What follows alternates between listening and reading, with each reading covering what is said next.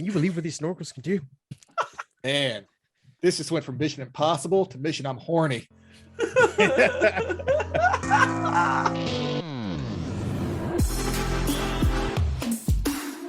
okay, just to kind of get back to our discussion, I would say in the most of the 80s to the late 80s, early 90s, we had, as Pat was saying, where we had these kind of crazy Superman type action guys. Where like, Ubermensch?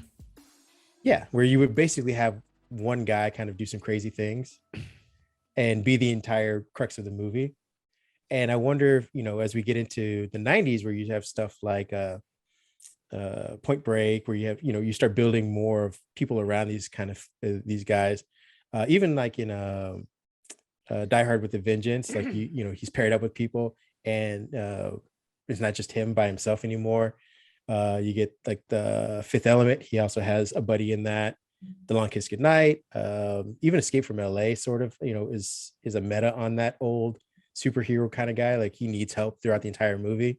Ronin, even Face Off. I just wanted to see if we could kind of track the trend of like, all right, we're gonna start moving away from the single big name into pairing people up to kind of bring in action and to kind of add things to it, to add the formula. Yeah, if we're gonna be doing this cleanly, right? Like 80s is the ultimate man, right?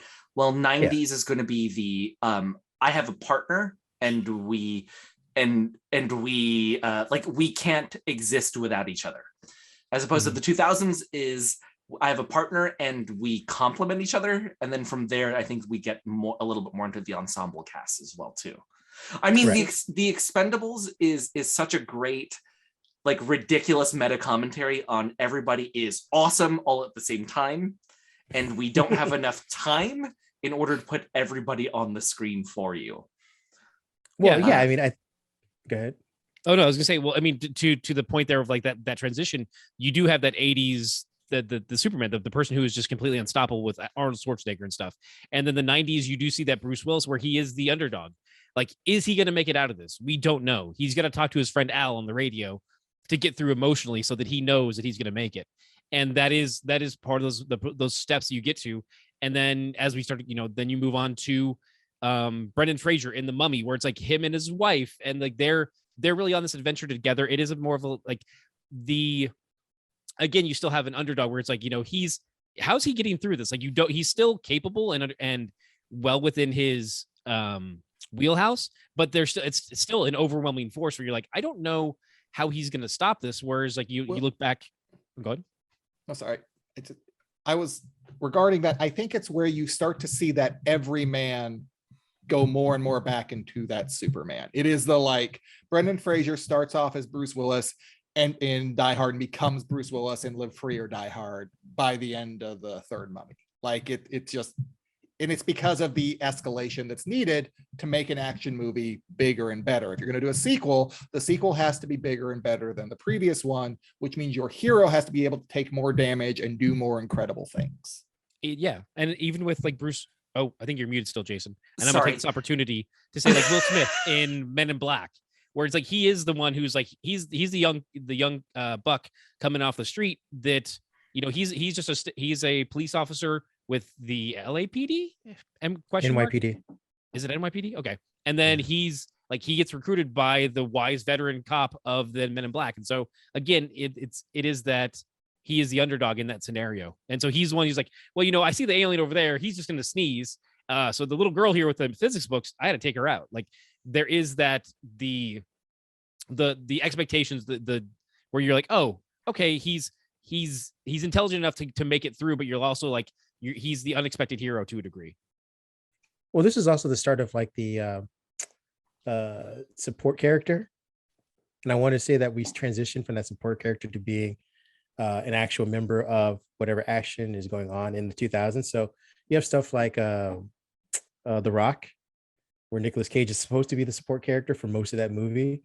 Sean Connery is technically your action guy. He's the one with the guns. He's the one doing all the heavy lifting of the action sequence. You say the same thing kind of in The Fifth Element, where Bruce Willis is doing all of the action stuff, but the support character is what's her name? Which is funny since she's supposed to be the badass in the room. Right. But I mean, they come in to help sprinkle in versus when Yeah. you had in the 80s where it was like, Commando, you'd have Schwarzenegger going all by himself, needs nobody, he has nobody to talk to outside, he's maybe doing surveillance or No, who's, he had command. You say Commando. in Commando, he had the girl that he stole her car, and she ended up flying the plane for him. Like he has a partner in that, and she ends up launching that awesome rocket launcher at the police car that blows up. Fair enough. I got And that wrong. also woman of color and his awesome daughter Alyssa Milano, phenomenal. Maybe that meant more like in Cobra then, I suppose, and That's okay. maybe Police Story as well. Like these people go in as a one-man army, and then in the 90s you see the one-man army, but he has like a partner like a Rob Schneider or Rob Schneider. what was or the maybe girl's a name in Rob Total Recall? Schneider. What was the Oh, lady's name in God. Total Recall that was helping him out? I don't remember anymore. Oh my gosh. What the heck? Why am I not remembering this right now? But that's what I meant. Like you start to see those small people become, and in the 2000s, they just become part of the ensemble of people. Like that role starts to expand even more. So you see Melina. the transition over. Is it I Melina? think that was the character's name, right? Melina, yeah. Yeah. Sorry, The Jason. lake- I did cut you off. I apologize. Oh, no, I was going to connect to one of Pat's ideas. So you mentioned The Mummy, right? And then there's another like action, I guess. There's another action ideal that we have to talk about too, which is like the gravitas versus the levity, right? Like, does it still make it an action film if you don't have, if you're not one or the other, if you are one or the other, or if there's a mix of them or anything like that, right? Because The Mummy, right? Like that's tough for me as well. I consider that an adventure movie, Yeah. right? Because the point of it isn't violence. The point of it is like archaeology and Well, that's what I'm saying. Like, I don't think it necessarily has to be violent to be an action film. It just has to have action in the sequence. So if you have a car chase that amounts to nothing, like no one crashes, nothing happens, but it's a very intense scene of speed. I'm just worried when we say something like that, because then The Lake House is automatically an action film, because Keanu Reeves definitely gets hit by a bus in that one. And so But I mean, Meet but Joe is it- Black. Spoilers say, for is it anyone an who hasn't extended seen The Lake scene, though? House yet. Meet Joe Black, biggest action film of the 2000s.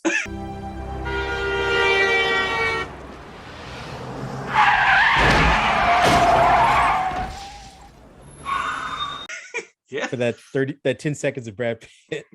Man, Well, he got I'm saying, shit hit isn't out of it him. It came on extended 2 action cassette sequence, tapes, though. okay? 2 cassette tapes. That's how good it is. and like 4 laser discs.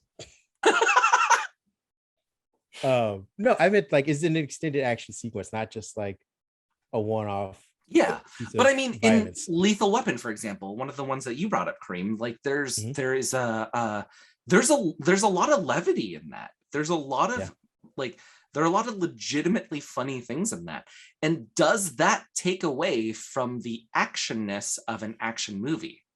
I think I would say it depends on how well. I'm sorry, Kareem, I jumped in. My No, apologies. no, good. Go ahead. Good.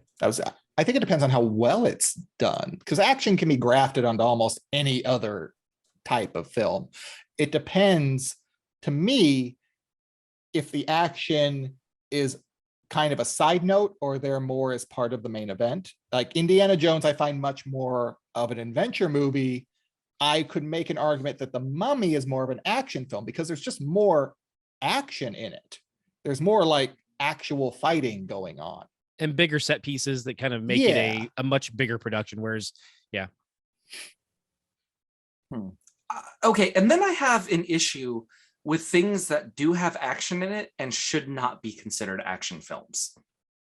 Such as The Scott fact that Pilgrim? I have to call the Transformers movies action films instead of kills you like inside, doesn't it? instead of wins just again. narrative messes. I mean, you could call them that too, though. But it tarnishes the name of action films in the first place, which, you know, when you think about like the 4 quadrant sort of like moviegoer, right? Like they talk about this in film all the time. They're the 4 quadrants. It's like men, women, younger, older, like whatever, right? Like you're just trying to figure out like who you're going to map to these films, right? Mm-hmm. Transformers is specifically only made for boys. I'm not saying men, because there are a lot of misogynistic things in there that only make it for boys. Either you are very young and going through puberty, or you're just mentally in that space and you should not be please grow up. I'm right here. Okay. I am right here. I don't need to be talking down to on your podcast like this. Why are you not asking what you can do differently to change this situation? I'm going to talk down to you on This my would never podcast. happen on my podcast. Just saying. I'd like more of people we talking worship down the to House Ken, of Bay over please. Can we get more of that? Is there a survey I fill out? But Yeah, but you do. There's this kind of like very disgusting wish fulfillment that is connected with violence, because let's break down the first Transformers film. You have awkward kid, nothing special about him, finds out he is special, gets the hot girl, and there are too many scenes. There are too many scenes where we are looking at a 17-year-old girl inappropriately. And then just metal mashing. Okay, And well, there's all right. Let's take this apart, because there's a lot wrong with everything that you said. Not that you said is wrong, like just what you're saying. There's a lot. Everything you're saying is wrong wrong. with it. All Yeah, right, I was like, great. this is No, my no, podcast, Kareem. You can't say that. Number one, Oh, that's exactly why Transformers I'm 4 on. told us it's okay to look at a 17-year-old. All right, he had a card and everything that said it was fine. Well, the first And, part, and you know, he's a hebephile, not a pedophile. There's a distinction, and he wants you to know that, okay? to your point, it is part of just, I feel like most filmmaking, specifically in American filmmaking, where we overcast and infantile, and what is it called when you kind I'm not of gonna say worship, it right, but you were infantilized. I'm saying yeah, there we go. Where we overcast, but do that with characters. So we'll hire Megan Fox, who's 20 something years old, to play a 17-year-old so that we can gaze at her, even though the context is 17, like you said. Like, we should be thinking this is an underage girl in high school, even though we know the actress is older, and it allows us to kind of go into that male gaze and kind of do what we did. And it was prevalent in like 90210, where they sexualized a lot of the girls, and you're like, well, these most of them are in high school for most of the show. Like, this shouldn't be part of the context in which we see them or which we view them. The other thing that's wrong with it is that I also feel like it's the American filmmaking totem, basically, to say you're being ordinary will someday make you extraordinary. Like, it's never okay to just be ordinary in any American film. It's like, oh, I was, a normal guy, and then all of a sudden crazy stuff happened, and that made my life more interesting. Versus like, no, you just had a shit life. Like, some people will have shit lives. You won't do anything extraordinary. That's the way life goes. And what we do it to, like, make sure that we have a happy ending at the end of these stories, where people start off very ordinary, instead of just saying like, hey, you have an extraordinary life and it's about to get even crazier. We take people like Wiki and say like, oh, you were just a weirdo who talked too much, and that's going to be the end of your story. You're going to go off to college, you're going to annoy some people, you're probably going to go to jail, and that's going to be the end of your story. But no, we said like, hey, we're going to make him, because he's an American, and the story always has to focus on him, even though there's robots and aliens. We're going to focus on him because he's an ordinary, but now he's extraordinary. And we do that a lot with our movies. A lot of that, though, just has to do, that's a marketing and sales team that gets in there and goes, well, we can't just have a movie where the robot's the main protagonist. We need to have a human that people can relate to, because we've got these studies over here that say this. And also, we also need a 22-year-old that's 17, because I was alive in America in the 70s. And so this is totally cool. We should do more of this. Yeah. You make the face. It's what no, they do. because like we had the Transformers movie, the animated series. So we had a movie where, yes, we had Daniel there, but he is not the main character. It is Hot Rod. So I can identify, because I have empathy for people, even robots. So I can move forward and be like, I understand what he's going through. So when he has to take the matrix of leadership and give it off to Ultra Magnus, this stuffy, stodgy old white guy. Open. Damn it, open. Prime, you said the Matrix would light our darkest hour. Magnus, I want the Matrix. Never! We exterminate him!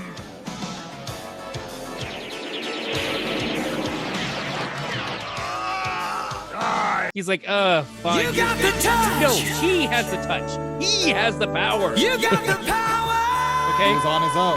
Yeah. On his own. So I mean, I disagree that you have to I mean, I do understand the idea that you want to have that character to identify with. So you're like, oh, here's Sam Witwicky. Isn't he funny? No. Wait. Like it's fine. He's humorous. I get it. Shia LaBeouf deserves more respect that he gets, but also he can chill out now. He's still rich, so it's fine.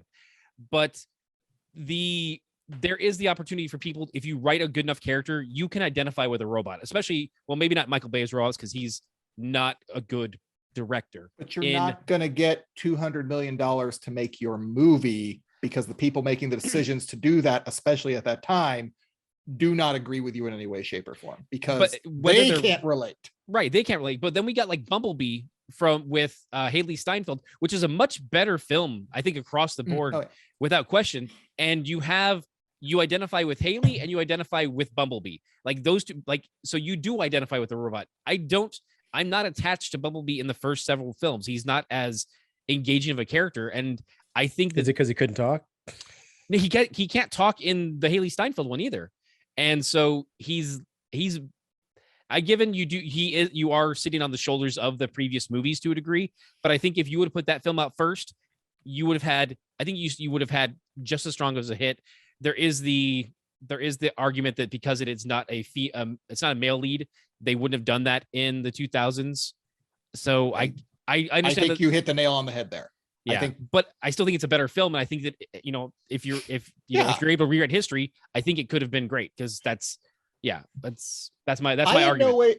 I in no way, shape, or form agree with the rationale, but that was the rationale, and to a major degree, still is the rationale that you see with movies being made. Right, and we need to get these stodgy old Trump supporters out of the industry. Like, just we're done with them. Like they've had their time. Let's put them out the pasture. Like, sorry guys, it's retirement. Welcome to it. You already have a home. Great pivot to guns. Yeah.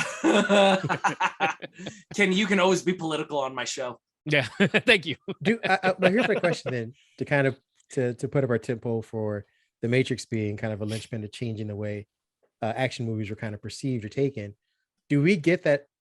Do we lose or gain the realism in gunplay from The Matrix, like post Matrix or pre Matrix?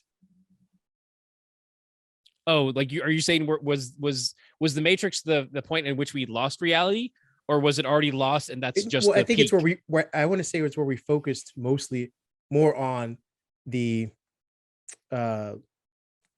guns playing a pivotal role in the movie. Like we would have them renaissance. Yeah, that's what I'm saying. Like we would have guns and stuff like Commando, things like that, but they weren't the focus of the action sequences for the most part. Explosions were big, and it was the zingers and the one-liners that would follow that people were anticipating. I think if Schwarzenegger shot somebody or Stallone shot somebody, it wasn't like, oh, you were looking at the gun that he chose to shoot him with, the impact of the gun. You're waiting for what is he going to say afterwards? You've already moved past the gun. I understand what you're saying now. You need guns, lots of guns. No one has ever done anything like this. That's why it's going to work. I would think that so The Matrix was definitely one of the forebears for making cool guns cool.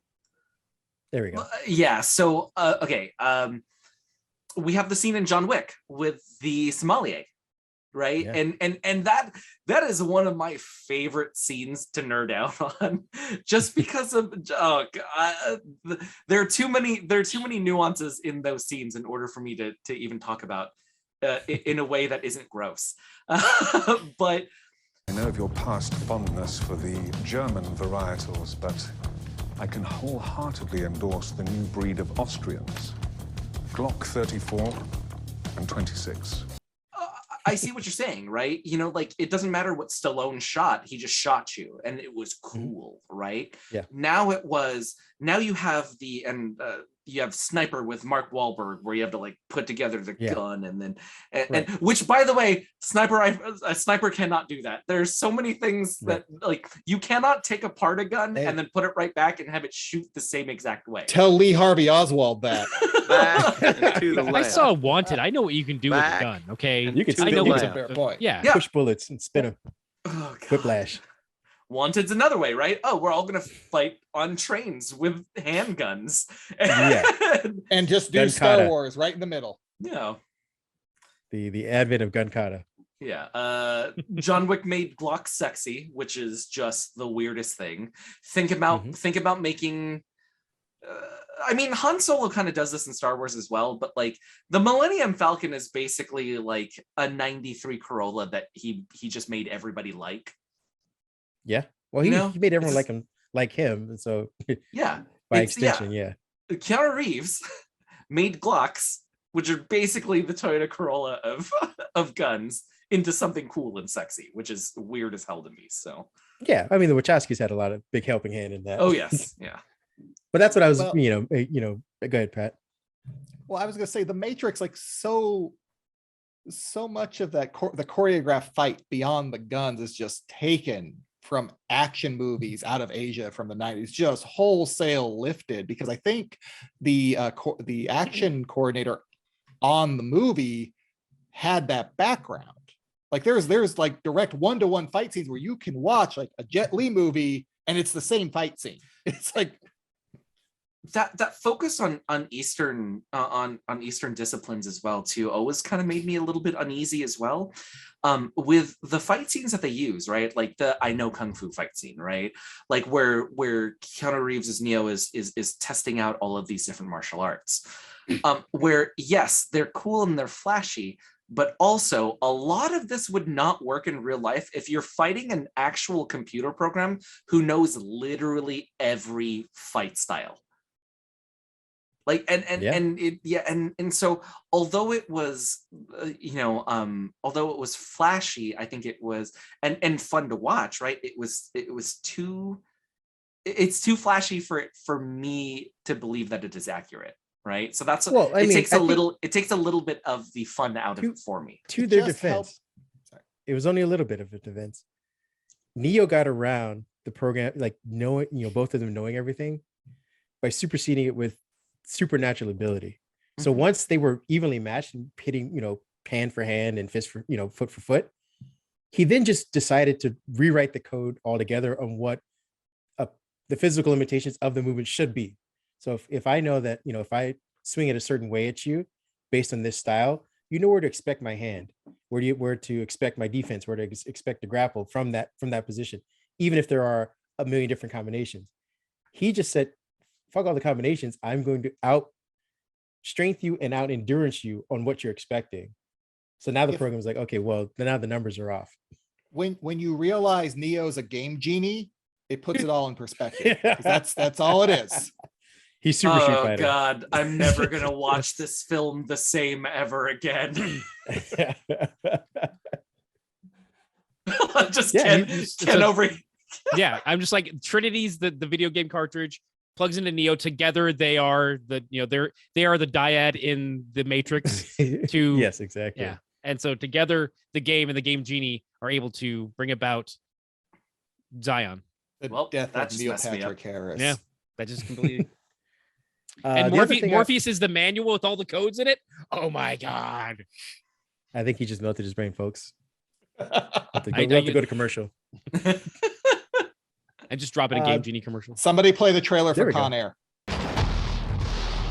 After serving the last of his sentence, Cameron Poe is taking the first plane home to his wife and daughter. Today's flight is a special one. We're populating Louisiana's Felton Penitentiary. These guys are the worst of the worst. See a lot of celebrities among us. I see 11 primetime lives, 3 Regents and Kathy Lees, and a genuine 2020 interviewee. What you looking at, punk? Nothing, I was just admiring your cage. But one wrong flight. Stewardess, what's the in-flight movie today? Can ruin your whole day. What happened? We caught the plane, man! Welcome to Con Air. That's such a good That's a good action movie. I'm gonna tell you one more time. Put the bunny back in the box. I'm gonna show you God does exist. Hey, where you going? I'm gonna show you God does exist. And I am his son on earth. That was the line they cut. If we're viewing Con Air as a thinly veiled like Bible parable, I'm okay with this. It is. Did you see the hair? Yeah, come on. It is very he was luxurious. prison Jesus. Nope. I will always take Jedi Jesus, Ewan McGregor over Over prison Jesus. Oh, over that's a prison tough one. Jesus. Yeah. I'll take I mean, prison Jesus unless any we're going to day. start talking about Black Jesus, which I'm on board for, but I don't know if we have the time for that at this point. Black Jesus. Yeah. Where Black are you Jesus. Reality. Hey, BLM. Why don't you go somewhere else with that? Oh no! Kareem, you are I'm gonna not ask allowed you- to say that on my show. Yeah, You're say- not allowed to say that I'm on my show. I'm not allowed to say it. What kind of show is this? Wandered into Candace Owens or something. I hate it when Kareem goes full Kanye. It's just bad. Oh yeah. You're all slaves, not me. Oh no. That's how it works. Slaves of the mind. Oh, I mean, no. I heard Kanye did say that some of them wanted to be. I'm not going to finish that sentence. I'm Because just going to. Kanye needs help, and this is. I wonder if, like, 10 years from now, this will be his Britney moment. Why didn't? No, because anybody help he'll him? never turn the corner. He'll just go on until eternity of just like I'm genius. No, it was. No one. It can wasn't ever... turning the corner for Britney. It was that everyone watched the train wreck as it happened. It was they put her in a conservatorship. They're never going to do that to Kanye.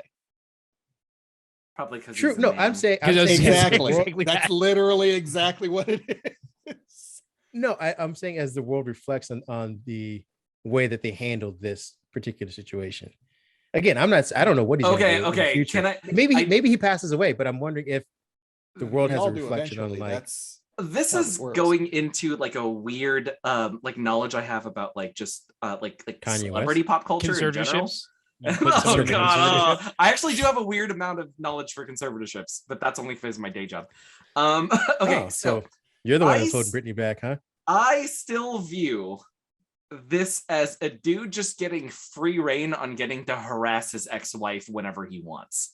He definitely needs help, okay? And the fact of the matter is you're a cajillionaire, you can pay for the best help in the world. Bro, maybe pay for some help, right? It is two But things it's- can be true at the same time. But yeah, Go- so go. it's the dude needs help and I wish him the absolute best. But also, if any two other people were doing this on social media, we would immediately have this guy arrested 100%. Whoa. How rich are they? That's a good point. Good point. Because Yeah, the richer call. they are, the more of a spectacle this becomes. Regardless, if Kanye could be, you could have. I'm trying to think of pseudo celebrities of that same stature, and you would watch Johnny them. Depp and Amber Heard. There you go. People sat by and watched that as well because they were two rich people going after each other. Yeah. It's entertainment, but you're 100% right. Like this Agreed. is Yeah. you're seeing the escalation too, which is really problematic. Like that's tough. Yeah. If it gets worse, it's I did But not I mean, think again, we're also just seeing this under a microscope. I am sure there are millions of people going through divorces right now. Yeah. That if you were to put them in front of a keyboard, you'd be like, oh, how is that coming out of you? Like, this is visceral. Like, Yeah. maybe you should not have a keyboard right now. I did not think our action films talk was going to go to me defending Kim Kardashian, and that just took a weird left turn. It's okay. It's not okay though. It's not. On Roblox. Sam was on Roblox yesterday, and a thing popped up, and he started laughing. I was like, "Mommy, look!" And it was a picture of my cry face. Come on, Ken. Segue. What do you got for this one? Yeah. Well, I mean, speaking of Johnny Depp, Pirates of the Caribbean is a pretty good action film as well. Is But that I an do think adventure I was gonna say it does ride the line of action adventure. Also, so I good think on you, Jason, Ken. Good on you. So Jason, on your show, I wanted to have you clarify what that falls under. I use Pirates of the Caribbean as the template for the idea of a perfect film. I'm not saying it is a perfect film. I'm not saying it's a perfect film. I'm not saying The Postman was a good movie. I'm not saying. Yeah. But I'm strongly hinting at it with the word. And I will say not all the things. I will say saying- all the things just adjacent of it. As a film, Pirates of the Caribbean is not perfect. As a vehicle to make money through film, I dare you to find somebody who has never seen the first Pirates of the Caribbean. Who's alive at the time? I honestly, I dare you guys to find somebody that was out of that particular quadrant range for I ask this to people all the time who has not seen Pirates of the Caribbean.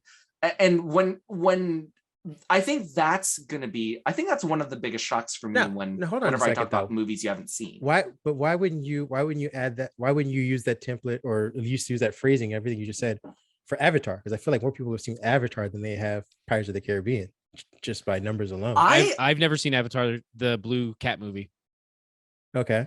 Yeah, I would mean, argue, you're one for one though. It's not, yeah. No, I know, but I'm just saying, like, out of the four of us, I think to that point, I think that. Well, also we've to reinforce Jason's argument, we've now had 5 Pirates movies. We've only had 1 Avatar movie, so there are more opportunities to get roped into that world. But I feel like it's diminishing returns though. Like you could ask them, oh yeah, absolutely. But I'm just saying the first Pirates movie. Just because you have more of them doesn't mean that people have seen more of them. I think the point I'm trying to make here is that, like, and let's take Avatar for this example as well too. There are things in Avatar that will outright turn off specific moviegoers. It's sci-fi, right? It's heavily reliant on CG, right? There are people in our lives that when I say this, we can think of somebody who is not going to see it. I've already seen Ferngully. I've already seen Space Pocahontas. Yeah. Right? There's more sex though in Avatar, so in Ferngully, instead of Ferngully, they were fucking in Ferngully, Pat. Yeah, you know what? That's fair. But I think the point I like to make in that is there is something for everybody in the Pirates films, right? In action films in general, always going to be pointed towards men and boys. There's only so much. I mean, like, think about it too, though. As people of color, there's nothing in that first movie for us at all. Wait, what? I'm not as people of color. There's nothing to relate to in that. Yeah, that's I'm fair. also not a pirate, so I'm like, that's fair. Yeah, there's like one things. black pirate. You're fair. Oh wait, and also I think a servant in the port town too, probably. Yeah, maybe. That's 100% fair. Now in subsequent movies, they do fix that. Not they not try like to. Yeah, it's not a it's a really full bad fix. It's a really bad Band-Aid. Yeah, it's like a colors of Benetton fix, right? It's just a Band-Aid. It's just a Band-Aid one on a of leg that needs to be each. amputated. Yeah, at that point, yeah. But But even I'm the saying Band-Aid is is literally flesh tone, the- and that's more problem. When Fox News goes off about the woke liberal elite media, they like, yeah, look what they did to pirates. Well, actually, you're not wrong, Pat, because this actually just, I mean, up until what, 2018, they still had the wench scene in the ride. Yeah. They just then recently changed that. I know so many people, all of which who are white, who are so mad about, oh, well, the lady in red's a pirate now. And I'm like, like you can't even let an animatronic woman get a promotion. Damn you guys. Yeah, because When women once are the animatronic animatronic ones get ceiling. one, then the real ones are gonna want one. They should be sold for sex with people with scurvy. Inch or a mile, Jason. Inch or a mile. Okay. The views of these guests don't actually they don't represent they wholeheartedly Tangential represent Giants the as a podcast. whole. This is a show that is for family and yeah, I'm the I'm nuclear Well, family if with you the wanted males to talk in the about lead. the Fast series, man, we can just start that right now. We can Thank talk you about for the getting my family. segue. Thank you for getting There my it segue. is. There it is. The Fast And you've been demoted. I just need the Fast films to get into space. They're inching their way there. They are literally thought They were did- they they already? did. the next movie. They did. In the next Low Earth film, they're orbit. in space. Okay. Oh, Yeah, they were. Now- they they were in Bezos low did? orbit. Is that what Okay. they Bezos did? The next Yeah. Fast film after the one that's going to be coming out, the next Fast film after that, full alien invasion. 100% full alien invasion. We have to do it. There is no other way that we can top ourselves at this point. What? Or are you Vin So Diesel in here is writing the room? idea. Here is the idea. I'm going to pitch this right now. Are you going to combine Transformers and Fast and Furious? No, not going there. Independence Day Oh my god. had a bad hit, had a bad go of it. But if you could pivot that over to have the alien invasion from Independence Day happen with the Fast crew in the mix, I'm going to pay good money to see that, probably multiple times. I'll do it. I'll do another one for you. Everybody hates Chris Pratt now. I want dinosaurs in the next Fast film. Dinosaurs in space? 100%. No, don't even worry about space. We'll get to space later. Okay. Dinosaurs. When I was gonna I think say, they try to. I if think we can get the beginning- director from Bumblebee to cross the Transformers from space into this movie, giving each one of them family members their own vehicle representation of them, I think that would also be awesome. Oh, Wait, God. JP, are you As the you guest of this having- pod, I think that my say is going to be the between space and Transformers and Velociraptors. I'm loving the Bumblebee take, Kareem. I gotta say, I want the Transformers there now. I mean, Hold on. I mean, that's the best. That's the best. They're all Autobots. You just They're got peanut butter cars. in my chocolate, guys. Like They're or chocolate in my vehicles. peanut butter. I don't It's know. fair. But if we're looking for the unexplored territory, why don't they go underwater? What's going on down there? Only the fast. Hey, crew James can Cameron find out owns the for water, us. damn it. You Wait, know wait, that. fair. Why is the snork? Why are you bringing the snorks into this? How is this world going to cross over? Because I want Vin Diesel to hook up with a snork. It's a dream of mine. It's a fetish. I'm into it. Just leave it be. No, Right? it I'm wouldn't on be board. Vin. I'm on It board. wouldn't be Vin Diesel. It would be Tyrese. You're 100%. There's no way it's not. It would Tyrese. be Tyrese. I'm Yeah, sorry. of course. Can you believe what these snorkels can do? Man, this just went from Mission Impossible to Mission I'm horny. Would you? Okay, so are we clarifying that the Fast movies are action movies though? I mean, they're Yes. they're nothing One- but. I mean, I don't Well, why? I'm just saying, why wouldn't they be considered an adventure movie? because Is it just the there's no location? story. It's just blow shit up. Yeah, right? it's just Like explode. Oh no, there are adventures have stories there. I would say action focuses on visuals, adventure focuses on story. Yes, there is a story, but the visuals and the one-liners are what we remember most from Hold on. Fast. Kareem, explain to me the plot of Fast 6. Fast 6 is not the Brazil one, is it? That's 5. I'm sorry, he didn't say. Explain to me the plot of Explain Fast 6. I'll give you that. It's Well, I not gotta the Brazil remember which one. one it is though. Not If the I- if Brazil I one. know- Exactly, Brazil one. exactly. They Okay, should what's the just so plot of many of them. Indiana Jones and the Temple of Doom? We can go through that right now. Well, they start Go ahead. at No, go Club ahead and explain it. Obi-Wan Go ahead. No, Kenobi. explain it, Okay. Pat. Explain it. What is the The plot plot? of Indiana Jones Temple of Doom.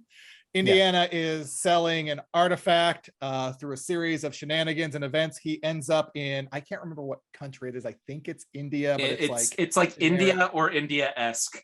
Yeah, India-esque. And then he has to basically overthrow an evil cult-like thing that is capturing people and sacrificing them. That's a very high level, and I'm just too Also, lazy to go any deeper into it. but- Steven Spielberg's wife had to be in it for some reason. Kate Capshaw. She's off. And we got Okay. short round. All right. Yeah. We did get short Just- round from it. Like Yeah. I'll take the good with Sorry. the bad, but I still love. I got data out of that, so I'm on board. Like Kareem, once again, give me the plot to Fast 6.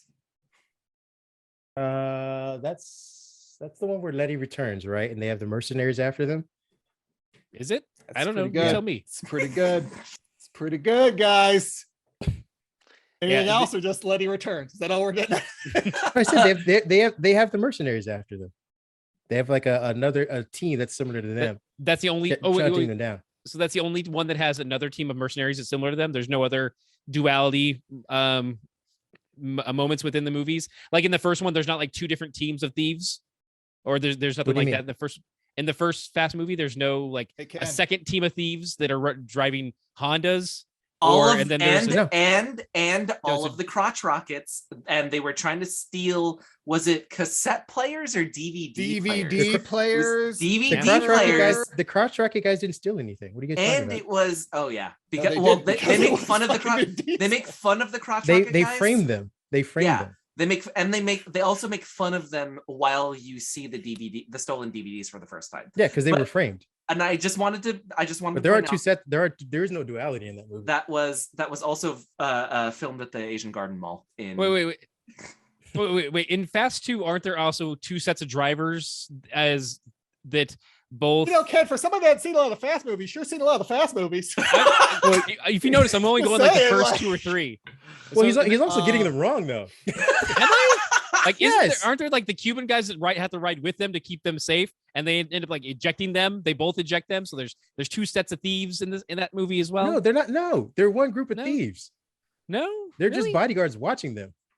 So they're not thieves at all. They don't do any thieving in that movie. No. Okay. They're Anyone want to Thieves. Jason, as the owner of this podcast, you want to clarify for me? Can I get You're talking to the man who watches the Fast series constantly? I'm talking to Han right now. Okay, excuse me. I'm talking to the man. He doesn't show him till 5. He betted in an Israeli shows up woman. in He shows up three. in Tokyo Fair Drift. enough. Yeah, he shows up. But in Tokyo Drift. 3 happens after 5. Okay, Fair point. we are gonna move on from this topic because Are we, this is though? my show. Wait, hold on. But before we Gotta do, let out a friend. Ken, kiss my shoes. Ted, kiss my shoes. Just wanted to say it. Just wanted to work the Johnny Tran line in. That's all. That was for Kareem. That was for beautiful. Kareem. That's been Fast. The first one. First one. Oh God. Good. I got nothing. I literally got nothing. I have nothing. I have nothing right now. All right, so bringing it back to a comment we had earlier, Surf Ninjas truly stands out as one of the best young adult action films. What it could fall in the line of action adventure, so I do understand that. Surf Ninjas beats Three Ninjas. Agreed. Surf Ninjas beats Three Ninjas. I can co-sign that. I like Three Ninjas. I liked it a lot. Oh, I like it. I dare say I love it as well, man. Doesn't sound like You it. say you want some more of it? But Surf Ninjas, well, I mean, High Noon at Mega Mountain, it had Hulk Hogan in it, and I appreciate how hard he tried in that film. Suburban Commando had Hulk Hogan in it too, or if we're going to go down that road, you want to have this party. Hey, so did Gremlins 2, depending on the cut you saw, because there was a different alternate scene for video. So what? Yeah. So in Gremlins 2, there's a moment where yourself. There's an intermission where essentially it is cut to be that the Gremlins have destroyed the theater, and in the middle of it, Hulk Hogan has to stand up and say, "Hey, you Gremlins, you better get this movie back and going." But that was for the theatrical release. When it went to video, they shot a separate version where instead of it interrupting in a theater, it's interrupting the video cassette. And I'm trying to remember what that insert was. But yeah, there's an alternate take they did when they released it to video. Gremlins in the projection booth. Could you have this? Gremlins in this theater? Now? Okay, you guys, listen up. People pay good money to see this movie. When they go out to a theater, they want cold sodas, hot popcorn, and no monsters in the projection booth. Do I have to come up there myself? Do you think the Grimsters can stand up to the Hulkster? Well, if I were you, I'd run the rest of Gremlins 2 right now. Sorry, folks. It won't happen again. It's where they splice in Hulk Hogan's sex tape, I think, right? This is like a Mandela. This is like a Mandela effect sort for me, because I like vaguely remember that scene, but also I feel like you're lying to me. I remember the Hogan. You've just been incepted. You could tell me it didn't actually happen. Is this Inception? Which I know we're not talking about it right now, Kareem. Inception is one of the best heist films ever. Really? Yes. I don't. It's a pretty good heist film. It's one of the best heist films ever for teaching a person what a heist film is while also thinking outside of the box. Sure. I mean, I don't have a very good argument against it, I suppose. I just don't feel like it is. Yeah. Again, I can't. That's not can't, feelings, Kareem. This is my fair show. Enough. Fair enough.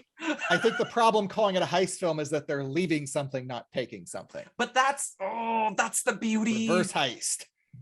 That's the beauty of it. Fair enough. Well, I just don't feel like they added the elements that you would need to a heist, and as far as like the explanation and stuff for it. They just kept saying we're going to go to a deeper level to avoid whatever the first level was. It wasn't like this is the plan to do something and we're going to walk you through each step. It was like, oh no, we're just going to keep going deeper. And when we can't figure our way out of it, we're going to go deeper. And I didn't want to bring Inception up today because I do believe that is a heist film instead of an action film. Yes, there's action in it, but I believe it's more of a heist film than it is an action film.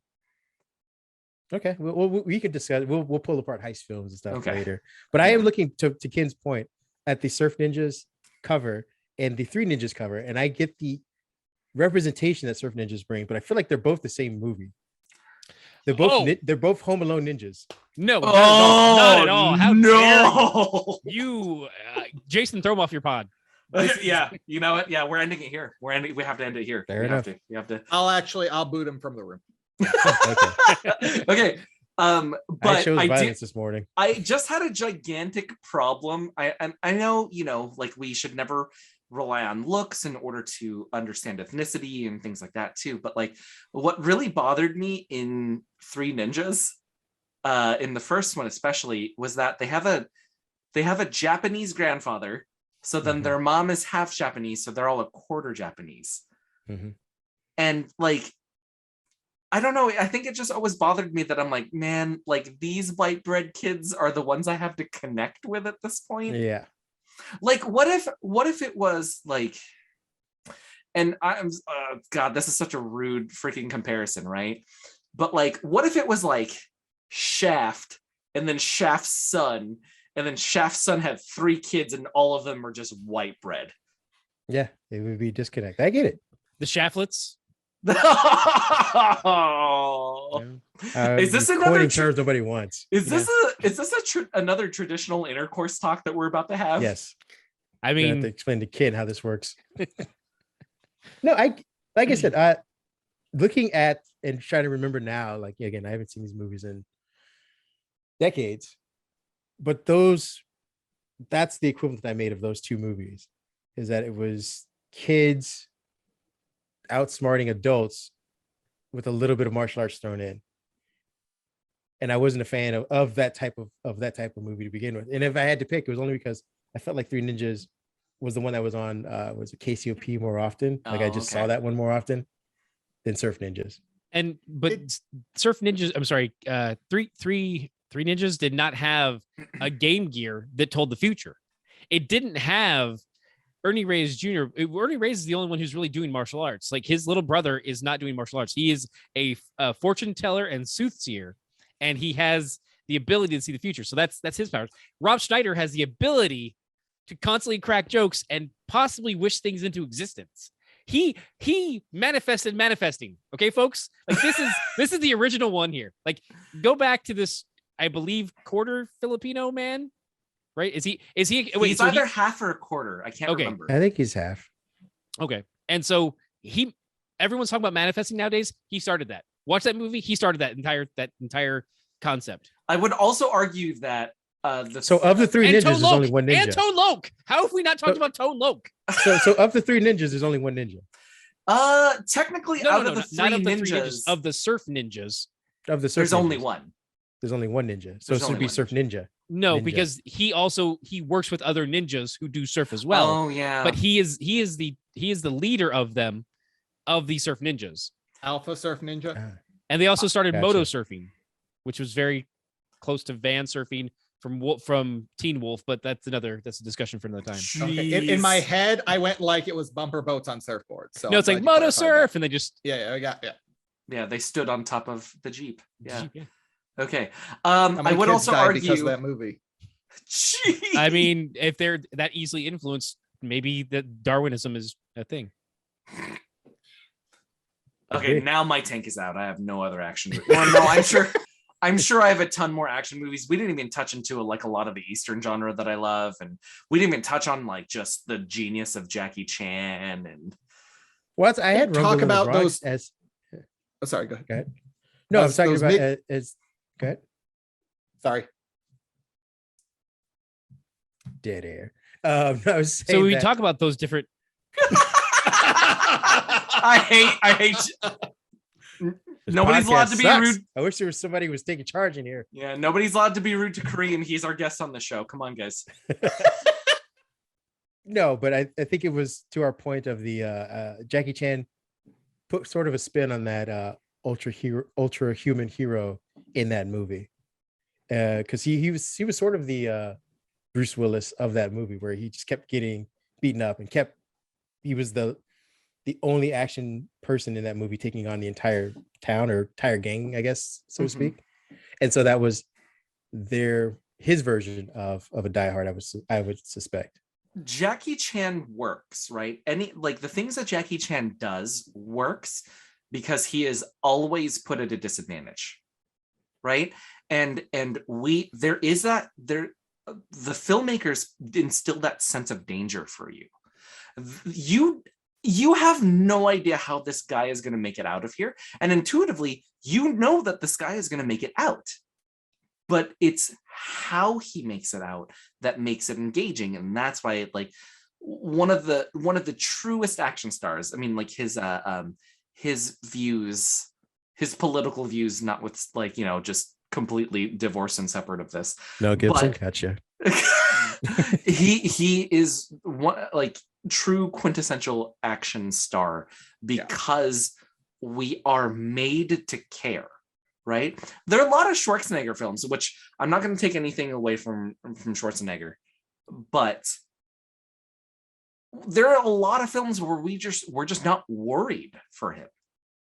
We are constantly worried for Jackie Chan and Jackie Chan films. That's the point of the Schwarzenegger film. Like that's the point of his characters in those movies. I'm not disagreeing. I 100% agree. But for Schwarzenegger, the point is you're not worried because he is, what did Ken say? The Ubermensch, just like nothing can stop him. He is undefeatable. So it's a different style in a lot of ways. Yeah. And I think too, that with, oh, sorry, I didn't mean to interrupt. No, you're good. You're good. Some of the transition as we go on through the time is that idea that we do have the underdog and we start to get there, but then we also do start to transition into not only do we want to see a hero who struggles a bit more, we're more self-aware. We're more aware that we're watching these action films. So like stuff like Tango and Cash is at times a little tongue in cheek. Like they know, like, yeah, this is an action film, but we're just going to throw some comedy in here because we know what you're here for. We're going to give it to you, but we're also going to have fun because we're just getting paid to be billionaires. Why not? And that also, I think you have some of that self-awareness within Rush Hour with Jackie Chan as well, where you do have it doesn't take itself as seriously as not that it's not a serious, it's a lot more fun, and you do with Jackie you have a lot more of a good time, and you know Chris Tucker as well. Like there is that, I don't know, I think I'm trying to think of a bit additional terms to bring to the table, but I'm just trying to feel how it's just a different feel for those action films that where you're like, oh, okay, this is just, we're fine with this. And it transitions into stuff like Hot Fuzz, where you're just like, okay, like all the cards on the table, this is just ridiculous action, but it is so much fun. And you're just like, you know, do you ever shoot your gun in the air going, no, I've not shot my gun in the air going, like that slow progression is so, I don't know. We get there and it's awesome. I love that movie. But my which transitions me into our topic of the last action hero, and this is the discussion about The Rock. No, that's Arnold Schwarzenegger. He's got a little kid. He's he gets a golden ticket and they're able to jump into the movie, and the bad guy has a glass eye that has a target on it. Changes out, yeah. But I thought The Rock was they're on San Quentin. Yeah, see, that's what I was saying. Like, yeah, it's mixing two things can be true at the same time.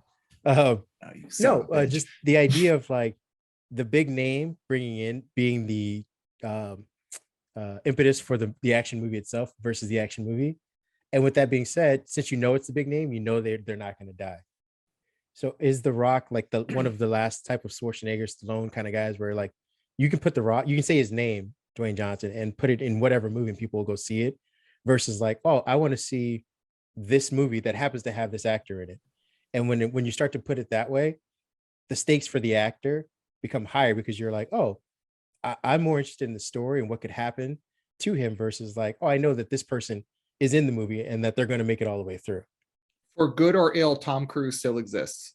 Okay, yeah, I think you're right. I was gonna say there is a conversation there because of movies like, and I had a subcategory for this, like movies like Last Samurai and Patriot, where you're like, I don't know that we still want to watch these, but there's still points where you're like, well, but Ken Watanabe's pretty damn good at this still. Like, damn it, okay. And I mean, but he wasn't the selling point though. No, I know, but that's what I'm saying. Like, it's a problematic film to enjoy, and it's like where you're letting go of like the Tom Cruise and Mel Gibson of it with Patriot, where it's like I don't want to like this movie anymore, and I don't want to watch Payback and enjoy that. Oh, The Great Wall. See, I never. Yeah, shit. Payback is so good. And it's because it's based on a Richard Starking novel, and it's based on classic pulp stuff, I'd recommend Yeah. checking out the comics Parker from Dark Horse. Well worth it. They do a great adaptation, and they continue on because it's not just the first movie. It's like it's a novel series. Like there's several. Yeah, it goes on. You and he's not because he's actually his name in the series is Parker, not Porter. Okay. So, check it out. But to my point, though, aside from Tom Cruise and perhaps Dwayne Johnson, are there any other real actors like that where you're like, I'm going to see because of this actor, Nicolas this Cage. because I'm an angry cat. I actually feel. What do you say we cut the chit chat? A-hole. I feel like at this point, I go to see the stories that happen to have Nicolas Cage in them.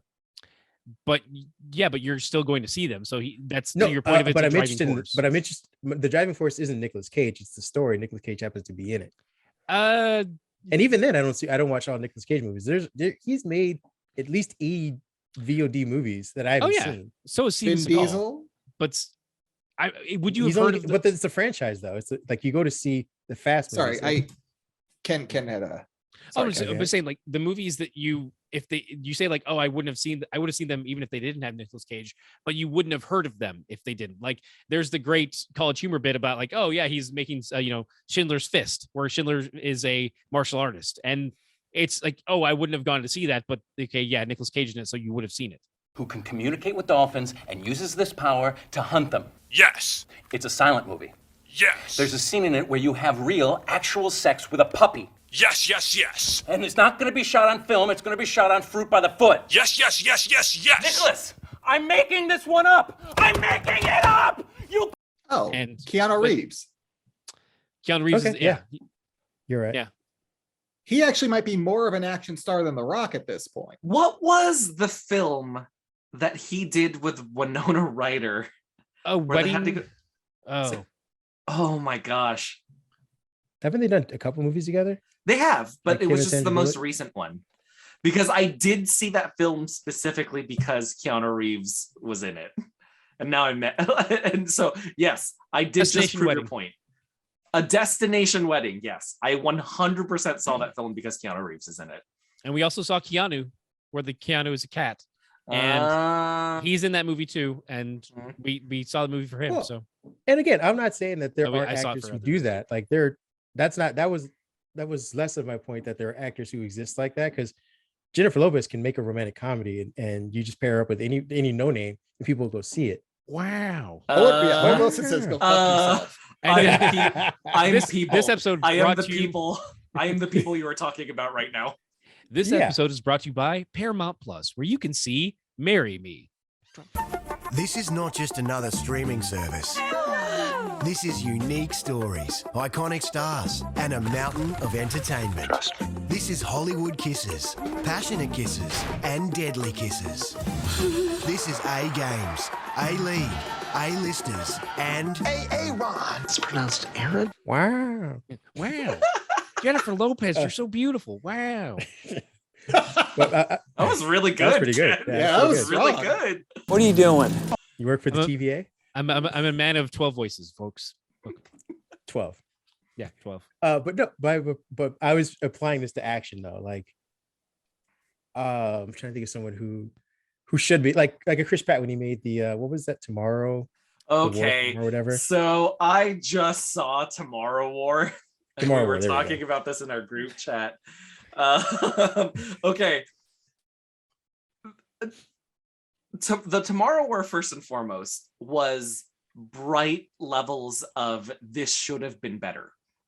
Agreed. Right? Because I was going to bring up Bright during this. Bright should have been incredible. And instead, like, what happened? Like, and that's what I think about the Tomorrow War. The Tomorrow War was like, okay, and can I spoil some stuff? Have you guys seen the Tomorrow War? You're good. I've seen it. Okay, so basically, it's Chris Pratt used to be in the military, is trying to become a science teacher now and work in science or whatever, and then all these people come from the future and they're like, hey, in 20, 30 years, like, our world is going to be overrun. So they put a draft in the past and he gets drafted. But he gets drafted because somebody needs his help in the future, and it's his daughter. Shyamalan twist. Yeah, which is a really cool twist, but the way that they did the twist was freaking terrible because they spelled their name uniquely. They spelled their last name uniquely, and that's how he found out. And it's very dumb. It's dumb as hell. Okay. Had his daughter been born? Yes, his daughter was a little girl in the past. His daughter's a little girl. It's a time travel thing where, but also time travel thing. It let's also qualify it. It's because of his knowledge as a scientist, and it's the fact. I mean, since we already said spoilers, it's because he was going to die by that point in the future. So they're like, oh, if we bring them forward, they don't like it's not affecting the timeline because they will die at some point. So we're not pulling them out of a. They got blown up in the initial invasion, so it's fine. Exactly. Yeah. That's the kind of stuff. Yeah. So then he goes back into the future, or he goes back into the past, and then they like stop the alien invasion to happen even in the first place. But he has to enlist the help of his dad, who's he's estranged with, and he has military background and training and all that stuff and everything. J.K. too. Simmons. I think this is when he got like when he got super yoked for it, right? And he got yoked for this film, right? And it could have been this beautiful multi-generational action film where everybody is just learning how to love each other in different parts of their life, and instead we got this piece of turd. Yeah, it was. I agree with you. I think it was an imbalance on world building and character building. They didn't do enough of either one. Like they could have been so good. Yeah, they either should have had someone who could have done both well, or heavily weighted one over the other, and they tried to split the baby, and you got nothing from either. You're like, don't really know what these aliens want. You don't know how they even got here, like how this comes about, and you don't really get the character building because he keeps jumping back and forth between time. Like you're supposed to, feel for his wife, but you've never really seen her. You see her for the first two or 3 minutes of the movie. Then they spend time on him, getting fired and trying to like go through time and pair up with these people that he's jumping through time with. So when she sees him, and he's like, I'm not coming back, you're supposed to be like, oh, that's supposed to be a devastating moment for any like soldier who's saying like, I'm not going to be coming home.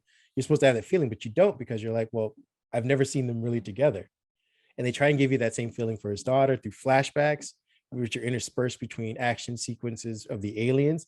So you're like, I saw this really cool thing that the alien did, and now we're supposed to feel for him and his daughter, even though we're only getting 30 seconds of them together. You're like, oh, I'm not really feeling it either there. Yeah. See, if they had flashback to Nick Cage giving his daughter the bunny from Con Air, he'd be like, oh, okay, now I see. Now it's a relationship I'm invested in. Exactly. Yep. There you go. But I mean, we're joking about it, right? We're joking about it, but we were emotionally invested in the bunny and what it represented, right? Yeah. And I know it's a ridiculous action flick, but we're still as an audience invested, right? Like there's a connected what point. they did was ridiculous, but it was effective. Yeah. While we should have been like his daughter, where she kind of gives him this weird look because he gives a dirty bunny, we as the audience who went through the entire trip and the reason why he had the bunny and what it meant to him and how he tried to keep it safe to give to her this entire time fell for it. So, but to my point though, Chris Pratt was supposed to be the name that you were like, oh, I'm going to go see this movie because of that. And I feel like we're getting less and less of those because, again, action movies have evolved to incorporate ensembles, give these side characters, these people that were stashed away as tech support and things like supporting characters to these big action guys, are getting bigger roles. So you're, to that point, the person who should be the top billing could be in danger of, not making it through the movie, or anything can happen. Like, I feel like we're just not devaluing the hero, so to speak, but we're not overinflating like we did in the 80s and towards some of the 90s. But I don't mean but like, go for it. Sorry, again. I don't mean to interrupt the guest, Kareem. I think you said that the movie itself, the action films have evolved. I'm not sure that they have. I feel like the audience has evolved. We are seeking different. I'm sorry to step on your toes, boss. We are seeking more engaging characters, and I think that's where it is, because we have stuff like, I'm looking at like modern action films, so it's like London Has Fallen, which is just Die Hard in London, or Olympus Has Fallen is just Die Hard in the White House. We had two of those, one with Channing Tatum. We didn't like, those don't have the same impact that because they didn't write the characters well enough for John McClane to stick with us to the point where we care about him in Moscow, which we don't, because we don't care because he doesn't care. And that's kind of that's when it falls in the actor's shoulders. But stuff that like John Wick, we the dog died in the first movie, and we are still fucking with John Wick every bit of the way. Like, let's kill some sons of bitches. And that's where we are, because they gave us that enough of a love story that we are between his late wife and how much he cares for this dog, and it's all there, and we're on board. Whereas I haven't watched The Kingsman, so this is not on them, but that's just me and the way I value my time and where I put it. But I haven't. Do people have the same, like, oh, I've got to see that, or San Andreas, where I love The Rock, but I'm not caring about San Andreas as much as I care about Rampage, or not, I'm trying to think of another action film where it's like Skyscraper. They're all the same. The Rock's just a better version of Jason Statham right now. Ooh. We'll see. And also, by the way, I mean, I definitely there are some good Rock moments, but I think you're right. There's also that I disagree, but go ahead. Oh, I enjoyed him in the one with Ernie Reyes Jr., The Rundown. Yeah, Rundown's great. And I enjoyed him in some other stuff too, like Walk Tall. But and I did like, especially in The Rundown, I think there's that great moment where he walks by and Arnold Schwarzenegger like gives him the handoff, like he's, hey, this is yours now, go do what you will. But they have to hit we are expecting more as viewers, so just explosions from Michael Bay aren't filling us up like the way they used to. That's why, everyone wants to bemoan the Marvel movies, but I'm getting more I'm getting action. That's my next topic, actually. Well, I mean, we've got another 15 minutes to go, I think. Yeah, we'll end it with, that was the one I wanted to end with. We may have to do a part 2 to this at some point, because there's a lot. We didn't even get to like the Romeo Must Dies of the world. Just the Anthony Anderson years. These nuts in your mouth. Nuts in your mouth. Yeah, and so I think that we built a better palette, so we want more out of our action films. Did we build a better one or a different one? Because I feel like leaning into the Marvel things, my question was, did the Marvel movies ruin our expectations for one-off action movies that could have just been good movies that were just in and of themselves? I think I'm based, as the kids say. So I think that I'm the person who can't speak objectively about the Marvel movies. So I'll step out for that conversation. I would say I don't think it ruined our desire for them as much as it ruined the film industry's desire to make them in a cinematic format. Now, you can maybe get like limited TV series or maybe a couple direct to Netflix movies, but Jack Reacher. That's a bigger conversation about the way Hollywood. Jason, shut his ass down. Yeah, Jason, we kicked him out. We had to kick him out. Hollywood has spoken. Hollywood they didn't like what he had to say. We get sponsored by a lot of different film companies, so he was talking big action crazy. over here. He was talking crazy. Well, again, to acknowledge his point and kind of go further into this, I feel like on the opposite, I feel like Marvel movies, actually comic book movies, adaptations. I wouldn't just say Marvel. In general, DC does it, and there are a bunch of other adaptations that are doing well, but we don't get the fun stuff like 48 Hours or Beverly Hills Cop anymore. We get stuff that has to have these franchises attached to it in order to sell it as an action movie. Longevity, right? Like everybody is looking for longevity now instead of writers are looking one-off for stories. Or writers are looking for prefabbed stories to inject new action into, versus like I said, I don't think Beverly Hills Cop was. I feel like that's an original buddy cop type of idea versus like adapting Atomic Blonde. The hardest thing in the world is to come up with an original idea, and if you just have a whole bunch of them just laid out there waiting for you, it's easier to gravitate, and it's got a built-in audience. Throw it up there. Mm-hmm. I mean, not to. I don't disagree with that. Let's also quantify that with like several of the Die Hard films were not Die Hard films in script. They were just like, oh, hey, here's an action film. But what if the main character was John McClane? Okay, let's get Bruce on the phone. This is literally what a couple of them have been. Yeah, and so there wasn't that eye towards like, they've always been original, and they're just like, oh, well, can we retrofit this to be this? And so my favorite examples of that are Die Hard and the Hellraiser series are the two examples where they'll just grab another movie and like, what if we shove John McClane or Pinhead in it? Done. New movie, ready to go. Green light that bad boy. Right, but I mean, they still stemmed from that first concept of like we're gonna play around and explore with this. I feel like studios are becoming, or studios are becoming less hesitant to do that because of the success of adaptation, so to speak. And they are now kind of forming the way we see our action films. Like, I'm trying to think of other than like John Wick in the last, like, I don't know, 10 years or so. What other movie have we gotten that's been like, that's just a movie that it came out of nowhere. It was its own thing. John Wick didn't even get to be that. But isn't John Wick? Well, it didn't. I mean, they became a franchise, but out of nowhere, someone tried an idea like, we're going to put Keanu Reeves in this role in this movie, which is not very deep as far as the movie's concerned. Like, yeah, his dog is dead. I mean, it's from his dead wife, but like, beyond that, you don't have much else in there. You don't have much beyond that, and they're just going to try it, and it became a success. I feel like we don't get that very often, or very much more now. But I mean, isn't John Wick just a death wish, like kind of wash, rinse, repeat? And death wish is always about. Go ahead. Yeah, but I mean, isn't death wish always about women getting raped?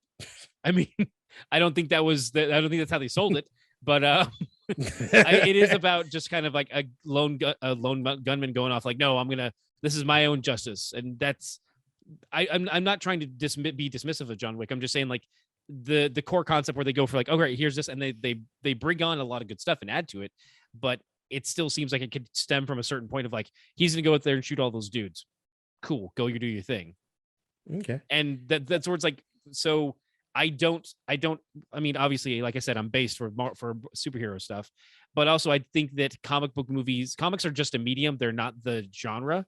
And to say like, oh, they're ruining this, they're ruining that. Like, no, it's whatever Hollywood could bring to other stuff to the table. If it's good, it'll fly. If it's not, it's Transformers: Age of Extinction. So, but I'm not saying it's ruining. I think it's helping shape. There's a difference. Okay, that's fair. And I think the question becomes, because we're talking about things that are outside of storytelling. We're talking about marketability. We're talking about what money can I make outside of the film with licensing and things like that. And that's where it's becoming harder and harder to make those kind of one-off movies, or make an adult movie. It's why so much of what would have been like a Harrison Ford vehicle in the 90s is now a limited series on HBO. It's like all of that has pivoted to prestige TV. Because you can't sell the Tango and Cash action figure. I mean, you can. I mean, yeah, you can't say. I would they buy sold it. They sold the RoboCop. I wonder if there's that, because they don't sell them as well as they do to Captain America or a Deadpool or something. They're selling action figures of the Batman right now, and no child should see it. So, Yeah, but it's Batman. Like, he's devoid of any story you add to him. He's an icon in and of himself. It's like selling Ken's done with this. I think Ken's done. Yeah. We talked about Batman. He had to leave. But what do you think, Jason? Like, you've been pretty quiet on this idea. I think first and foremost, I had to disagree with Ken on his initial reaction about movies evolving or movies not evolving. Like, I don't think the audience has evolved. I think B plots have evolved into A- plots. So okay, I'm trying to think. Demolition Man. Ooh, Sandra Bullock and Sylvester Stallone. The B plot is romance, right? Mm-hmm. And they have a couple scenes, one of which is very awkward. But then we see John Wick, which we use the example for, which the love that he had for his wife was a driving force for the film as a whole, right? And the idea of like the stages of grief, right? Like this is 100% his anger face, right? But there are he goes through the stages of grief in a way that is recognizable through the film. So I would say that a lot of the things that we kind of pushed to the side, right? Like the lady in Roadhouse. Oh my gosh, I was like, it's Kelly something. Anyway, I was in love with her, right? Like I saw Roadhouse at a very young age when I shouldn't have. I think we all did. Yeah. And so but that sort of B plot where she's really only important for like a few scenes. Kelly Lynch, thank you. She's only important for and pivotal for like 2 to 3 scenes. We take that same character and we make any of them important for the whole film. We make them integral to the plot itself. So that's why I have to disagree with Ken. And I think the films, like the way that we are telling films, have evolved. It's fine. That it's your show, so I totally understand. Yeah, that's fair. And I almost kicked you off for it. Yeah. Okay. Well, I think we hit on that topic quite often when we said that films have evolved from the lone guy to the support character to the ensemble, essentially.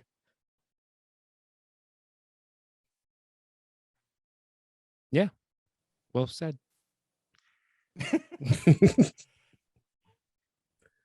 Oh God, we're all so tired. You can Yeah, just I was saying, I'm like, so I Jason, think at you're the end muted of the day, Oh, I was saying we just all hit a wall at the same time, and I was like, oh God. I was also on mute like an idiot, so sorry about that.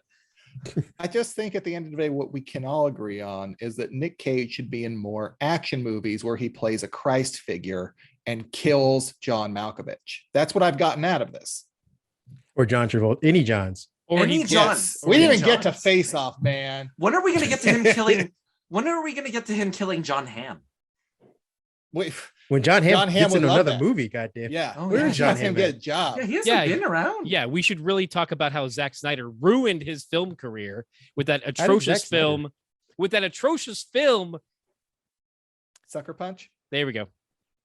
It's Sucker Punch. He made So movies Suck- after that. He was John in- he Hamm was is in. Wait, who is John Hamm Yeah, in Sucker he's Punch? the doctor. John Hamm has the line of the rapist. movie.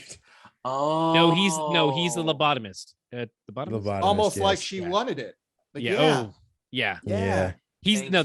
that the one you're thinking of is Oscar Isaac. Oscar he's- Isaac is right, and he had the mustache. Oscar for Isaac made it out of too. it. Yeah, Actually, he had you know who's mustache. the biggest rapist in that film? Scott Snyder. Yeah, it's fair. But I John But Hamm none of their was names in were other Martha. movies since then, though. Good night, Jeez. everybody. Okay. All right. I think we did all hit the wall. Yeah. So thank you for joining us on my new podcast, Tangential Giants. No problem. I can't wait till you edit and get it out. I want to see what I look like on it. There's just like really a black thrilled. bar over his mouth. And just like.